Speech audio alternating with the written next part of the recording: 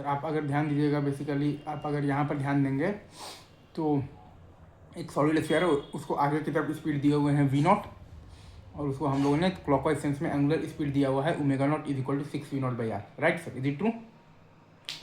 तो और आपके पास बेसिकली जो सरफेस है उसका दे रखा है, तो कोफिशिएंट ऑफ द फ्रिक्शन दे रखा है म्यू। ठीक है, तो आपके पास v is less than omega आ रहा है। राइट, मतलब कि अगर आप ध्यान दीजिएगा तो बॉटम मोस्ट जो पॉइंट है वो ग्राउंड के रिस्पेक्ट में बेसिकली तो बैकवर्ड डायरेक्शन में मूव कर रहा है, मतलब कि आपके पास बैकवर्ड स्लिपिंग है, तो काइनेटिक फ्रिक्शनल फोर्स आपका लग रहा है फॉरवर्ड डायरेक्शन में to make v equal to omega R. Again मैं फिर से बोल रहा हूँ, ध्यान दीजिएगा, क्योंकि आपके पास v is less than omega R है, तो अगर आप बॉटम मोस्ट पॉइंट पर ध्यान देंगे तो वो ग्राउंड के रिस्पेक्ट में तो बैकवर्ड डायरेक्शन में मूव कर रहा है, मतलब कि बैकवर्ड स्लिपिंग है, मतलब कि काइनेटिक फ्रिक्शनल फोर्स आपका लग रहा है फॉरवर्ड डायरेक्शन में to make v equal to omega. Right, तो काइनेटिक फ्रिक्शनल फोर्स जो है वो आपका बेसिकली पास कर रहा है पॉइंट P से। राइट, मतलब कि काइनेटिक फ्रिक्शनल फोर्स का टॉर्क अगर आप देखिएगा तो पॉइंट P के अबाउट 0 है। Right sir, is it true?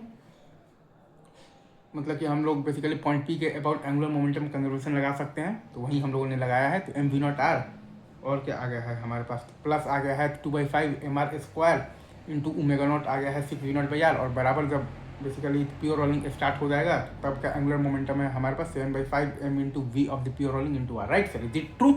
तो v of the pure rolling हमारे पास आ गया है 17v0/7 और omega of the pure rolling हमारे पास आ गया है 17v0/7r।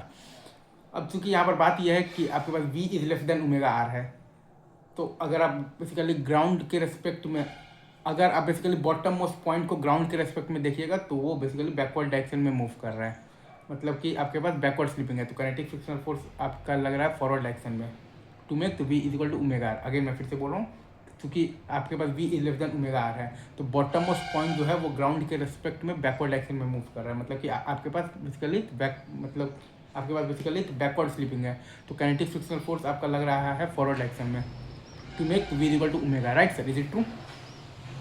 तो v at any time t आप क्या लिखिएगा, v naught plus mu G T और बराबर omega at any time t। तो अल्फा आता है आपके पास तो टॉर्क बाई आई, तो म्यू mgr और बाई आई है आपके पास तो 2/5 mr² into T alpha T, और माइनस साइन इसलिए है क्योंकि जो काइनेटिक फ्रिक्शनल फोर्स है वो बेसिकली ओमेगा को घटा रहा है। ठीक है, और फिर आ जाएगा आपके पास प्लस आ जाएगा इनिशियल ओमेगा नॉट जो है आपके पास जो दिया हुआ है 6v0/r, ये है आपके पास omega at any time t into r. तो v equal to omega r लगाने से हमने ये निकाल लिया है कि किस टाइम पर प्योर रोलिंग स्टार्ट होगा, तो t इज इक्वल टू आपके पास आ रहा है, तो बेसिकली क्या आ रहा है 10v0/7 म्यू जी। तो यहाँ से आपके पास बेसिकली तो v प्योर रोलिंग आ गया है बेसिकली 17v0/7 और ओमेगा प्योर रोलिंग आपके पास आ गया है 17v0/7r। Right sir, is it true?